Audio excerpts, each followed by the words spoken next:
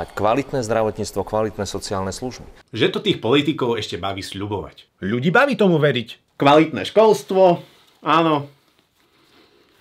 Kvalitné zdravotníctvo, aj keď neviem, či sa vôbec z takého veku dožijem. A možno už budú spojené Košice s Bratislavou diaľnicou.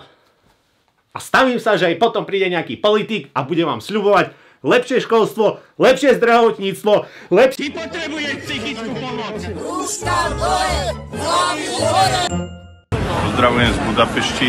Volám sa Adam a vítajte pri... Nič nové. A ja mám plechovú papulu, ja vám to poviem na rovinu. Čo by bolo dobré pre Slovensko z môjho uhla pohľadu je, aby bola Ukrajina v hraniciach, ktoré mala v roku 2014, ale kompletne pod ruským vplyvom, aby sme mali prístup lacných energií a získavali tranzitné poplatky. Toto by bolo najlepšie pre Slovensko. Ja by som mal takú otázočku na štátneho tajomníka ministerstva obrany.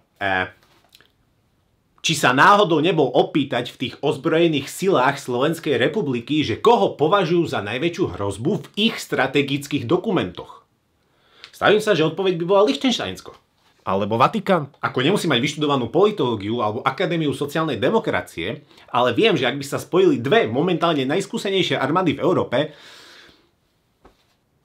jeden deň sme členovia Európskej únie, druhý deň členovia Ruskej federácie. Neviem si predstaviť okatejší politický zásah do nezávislého štátneho úradu a jeho činnosti, ako je predložená novela, respektíve nový návrh zákona, ktorým sa ruší úrad na ochranu oznamovateľov. To je úrad, ktorý chráni oznamovateľov proti spoločenskej činnosti. Činnosti ako korupcia, zneužívanie moci a iné.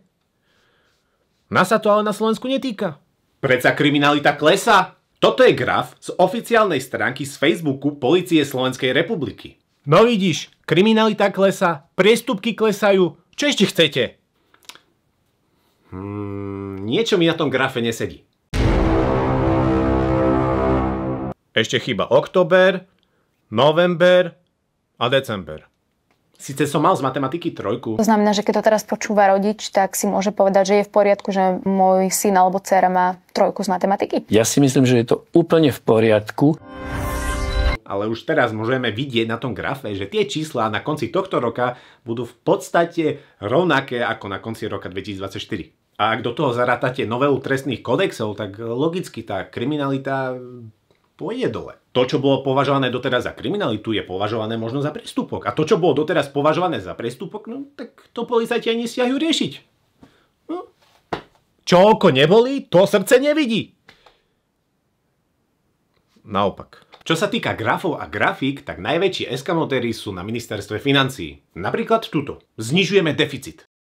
Len ako sa vraví, diabol je skrytý v detailoch. Zmena deficitu 2026 versus 2025. Pointou je, že ten graf je postavený na hypotéze alebo prognoze, nie na realite. Ak ste videli toto video, tak viete, o čom vravím. Ale čo by nešetrili? Šetria!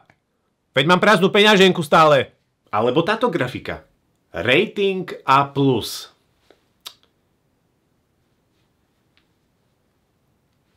S negatívnym výhľadom. A potvrdila rating Slovenskej republiky na stupni A+. Kto z vás... S negatívnym výhľadom, čo po 2 konsolidáciách asi nie je žiadna výhra, keďže to musia dávať malými písmenkami. Uviedli? Uviedli, neklamali. Prečo teda rušia úrad na ochranu oznamovateľov? Aby mohli vytvoriť nový. Úrad na ochranu obetí trestných činov a oznamovateľov proti spoločenskej činnosti. Nový úrad bude v zmysle štandardov nezávislý, nový predseda bude volený Národnou radou, tak aby boli garantované všetky kritériá akejkoľvek nezávislosti, aby nebol akokoľvek ohrozený. Možno sa pýtate, prečo? Za účelom zvýšenia kvality inštitúcie? To je logické. Nebude to náhodou kvôli Čurilovcom? To sú tí vyšetrovatelia, ktorí boli postavení mimo službu, lebo zabrdli do osieho hniezda. Tam, kde nemali. Na vyššie poschodia. Pochybujem. Podľa mňa minister Eštok je rovný chlap. Podávam telefón tomu, kto je prezývaný železný minister. Podávam telefón tomu... Terajšie predsedkyni tohto úradu sa nevedia zbaviť, tak rovno zrušia celú inštitúciu a hneď na to vytvoria novú inštitúciu, kde predsedu bude navrhovať vláda, ktorého potom musí schváliť parlament. A týmto všetkým bude narušená aj dôveryhodnosť a dôvernosť týchto konaní.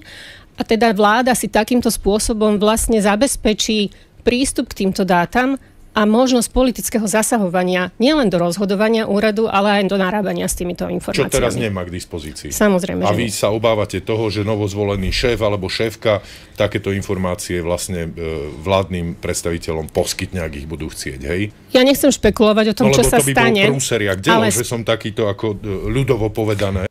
To znamená, že budeme mať ďalšiu novú nezávislú inštitúciu v našej republike. Úrad na ochranu oznamovateľov a ja tlieskam. Len pripomínam, že Dlugošová je manželkou politika progresívneho Slovenska. Je dobrou správou, že táto pobočka progresívneho Slovenska končí. Proces bol začatý dokonca ešte za vlády pána premiéra Fica a pána premiéra Pellegriniho. Ja som sa zúčastnila výborového konania a tí vybrali 2 kandidátov. Podotýkam, toto bolo v čase, kedy vládla strana Smer. Okay. A ja som absolventkou tohto výborového konania a následne parlament potom volí a vyberá si už len z 2. Všetko, čo sa im nepáči, je hneď progresívne.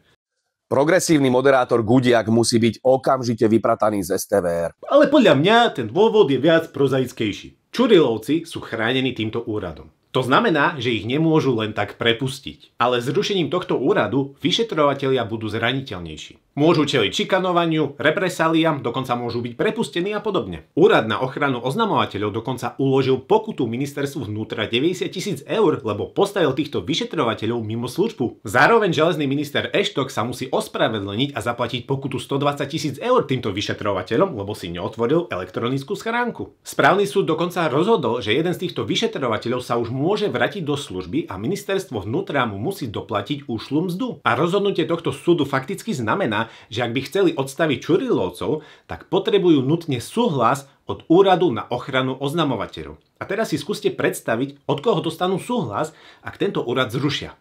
Ďalšia otázka. Mení pravidlá počas hry? No však keď má tu možnosť, tak je to asi súčasť hry, nie? Alebo Eštokovina. A dokonca na ministerstve vnútra pripravujú aj nový etický kódex policajta, ktorý sa má ponovom vzťahovať aj na policajtov postavených mimo službu. To je náhoda. Môžu ma zastrašovať, môžu ma trestať za názor, ale nikdy mi nezoberú moje presvedčenie. Možno miesto toho železného ministra by to malo byť skôr takto. A teraz podávam telefón tomu, ktorého prezývajú slamený minister. Podávam telefón tomu, kto je hlasom mladých. Pamätajte, česť a rešpekt si jednoducho nekúpite. Ďakujem, že ste si pozreli toto video, dúfam, že sa vám páčilo, ak áno, tak... Čože, Román? Á, ďalšia radosť vo mne. Vidíme sa na budúce. Dovidenia. Podujatie Smeru v Nitre bolo 17.